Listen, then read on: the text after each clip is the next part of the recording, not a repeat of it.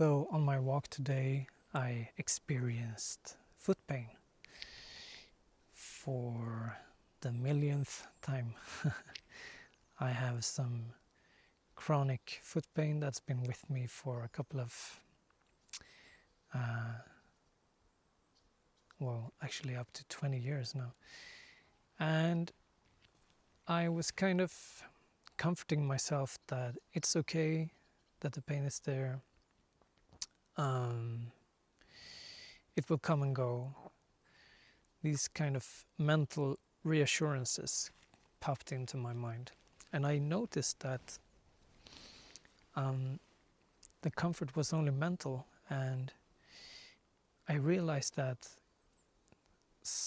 quite often it's something that I turn to, even as a trained coach and someone who has practiced somatic inquiry for many years. I can also fall into that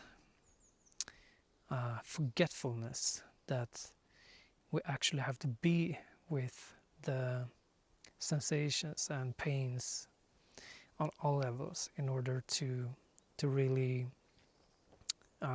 transform it or diffuse it. And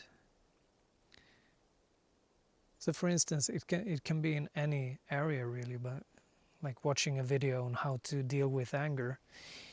Maybe just watching the video is somehow soothing you, comforting you, right? But you don't actually take the instructions to heart and do what the teaching says. So we kind of use YouTube videos, for instance, as a quick fix. And like I said, even though I'm trained in several techniques for handling my pain, I also forget it and fall into this pattern of quick fixing. But the real shift needs mental, emotional, and physical awareness. So you really have to be present on all levels and not just understand it intellectually. And so when it comes to pain, for instance, chronic pain or hard, challenging emotions, it's what is needed is really to sit down, to give space for everything and allow everything to be as it is, and even inquire, to be curious, to even ask those parts of yourself, like, how do you want me to be right now with you? And that might start a process. Another way into it is, what is it like from your perspective? Just to ask the pain or your emotions that questions can bring about a spontaneous conversation between you.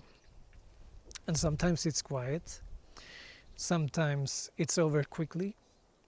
As soon as you start the pain, it kind of moves and turns into something else. And sometimes it stays there for half an hour and all it wants is your attention. And it doesn't want you to try to fix it or solve it, or especially not to get rid of it. So either way, this is a reminder to myself that mental comforting is not enough. We have to face the issues on all levels, give it our full attention for as long as it wants.